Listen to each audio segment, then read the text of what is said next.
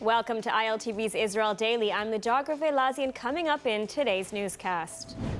Israeli-American dual citizen David Stern is recovering in the hospital after sustaining several bullet wounds in a terrorist shooting in the Palestinian town of Huwara.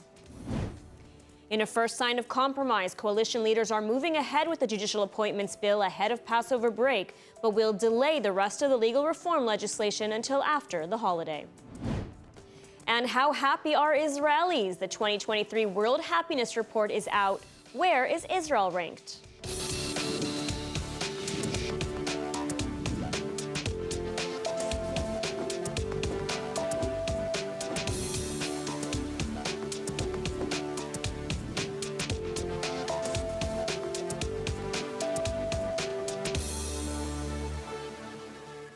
We open tonight's newscast with very sad news. Or Eshkal, who was shot at point-blank range by a Palestinian terrorist earlier this month in the Tel Aviv terror attack on Dizengoff Street, succumbed to his wounds. Tel Aviv's Ichilov Hospital announced his death Monday afternoon after nearly 2 weeks of fighting for his life. Israelis around the world hoped and prayed for his recovery. We send condolences to his family. May his memory be a blessing. And in other terror-related news, Israeli-American dual citizen David Stern is recovering in the hospital after sustaining several bullet wounds in Sunday's terrorist shooting in the Palestinian town of Huwara. The former U.S. Marine who lives in the settlement of Itamar managed to return fire, wounding the terrorist, who was then arrested by soldiers after a short chase. More in this report from ILTV's Steve Leibovitz. The shooting at the car of dual U.S.-Israeli citizen David Stern came exactly 3 weeks after the killing of the Yaniv brothers at the same Palestinian town of Huwara on the same location on Road 60. This time the victim managed to return fire at the gunman, and soldiers posted nearby were able to quickly apprehend the terrorist. Stern was hit by several bullets. He was taken to Beilinson Hospital in Petah Tikva, where his condition upon arrival was critical but has stabilized and his life does not appear to be in danger. Stern is a former U.S. Marine who lived in Far Rockaway, New York before moving to Israel. He lives in the settlement of Itamar and is connected to the Machon Shiloh Educational Center. He was also a weapons instructor, which explains his ability to shoot and wound the attacker even after sustaining several shots to the head and body. His wife, Rachel, was uninjured in the attack, but was treated for trauma. Immediately after the shooting, the wounded gunman attempted to flee the scene by foot. After a brief chase, troops located and detained the gunman, who had been wounded by the victims and troops' gunfire. A makeshift Carlo submachine gun used in the attack was found, as the terrorist dropped it as he was fleeing, identified as 40-year-old Liat Nasser from the nearby village of Medama. He is being treated in hospital before being handed over to the Shin Bet for questioning. Huwara has long been a flashpoint in northern Samaria and is one of few Palestinian towns that Israelis must regularly travel through in order to reach their homes in nearby settlements. There are now efforts underway to build a bypass road for settlers to avoid having to travel through Huwara. The shooting came as security talks between Israeli and Palestinian officials were underway in Sharm el-Sheikh. The shooting of the Yaniv brothers 3 weeks ago came during security talks in Aqaba. In the wake of that attack, Israeli vigilantes rampaged through Huwara, burning cars and houses. The talks aim to help foster regional calm and security cooperation ahead of the sensitive Ramadan period, which begins at the end of this week. And as the terror attack unfolded, Israeli, Palestinian, Egyptian, Jordanian, and U.S. political and security senior officials met on Sunday in Egypt to discuss a means to de-escalate tensions ahead of Ramadan. Let's take a look. In the second such meeting in a month, Israeli and Palestinian Authority security officials met in Sharm el-Sheikh in Egypt, along with Egyptian, Jordanian, and U.S. officials, to discuss a de-escalation of tensions on the ground ahead of the month of Ramadan.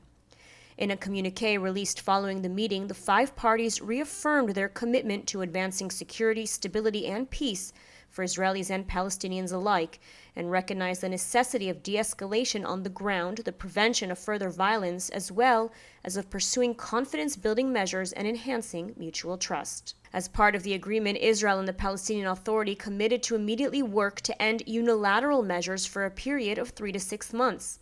This includes a commitment by Israel to stop discussion of any new settlement buildings for 4 months and to stop authorization of any outposts for 6 months, as well as upholding the status quo at the holy sites in Jerusalem. Additionally, the two sides agreed to develop a mechanism to curb and counter violence, incitement, and inflammatory statements and actions. And the two sides reaffirmed their commitment to all previous agreements between them and agreed to address all outstanding issues through direct dialogue. The meeting in Egypt follows a February 26th U.S. brokered conference in Aqaba, Jordan, the first such conference of its kind in years, which largely failed to halt the violence on the ground, with attempted Palestinian terror attacks against Israelis this past month continuing. Further, while the Palestinian Authority met with Israel, Palestinian terror group Hamas, which controls the Gaza Strip, condemned the PA for taking part in the meeting and staged violent protests in Hebron and Gaza against the summit. What remains to be seen now is if the Palestinian Authority will indeed be able to uphold its commitments and put an end to the incitement and terror attacks against Israelis. And we want to let you know that ILTV's new app is now available. So if you want to stay connected to the latest news from Israel, the Middle East, and the Jewish world, download our app now on all your devices. It's available in the App Store for both Android and iPhone.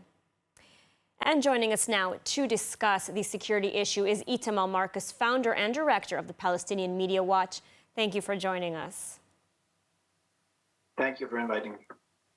So, looking at Sharm el-Sheikh, will the Palestinian Authority be able to uphold its commitment to end the incitement against Israel once and for all? Absolutely not. First of all, it's a little bit, it's funny that the Palestinian Authority is asked to stop incitement as if the incitement's coming from someplace else and the Palestinian Authority has to stop. It is the Palestinian Authority that is directing the incitement to kill. It is the one that is glorifying all the killers. Every attacker who attacks Israel is honored by the Palestinian Authority, is honored in the news, is honored in the newspapers. There is not any possibility that the Palestinian Authority could all of a sudden turn its back on the terrorists that it has been promoting for so many years as ultimate Palestinian heroes.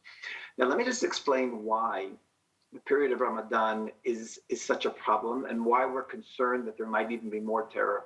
And to do this, I want to read to you a statement that was made in a sermon by the most important religious figure in the Palestinian Authority. His name is Mahmoud al-Habash. He was appointed by Abbas to be his personal advisor on Islam. He's head of the Sharia courts. And listen to what he said last year during the month of Ramadan. I'm going to give you some quotes here just to see how they tried to push for more terror during Ramadan. So this was his quote. How was Ramadan in the life of Muhammad?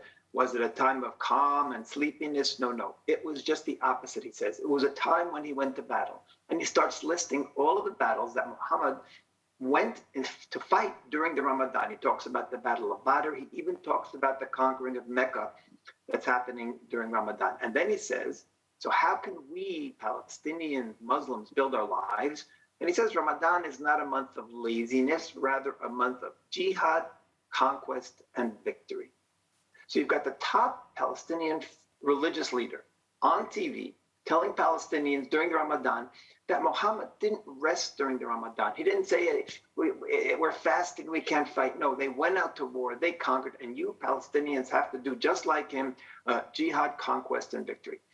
So really, every year in the Ramadan.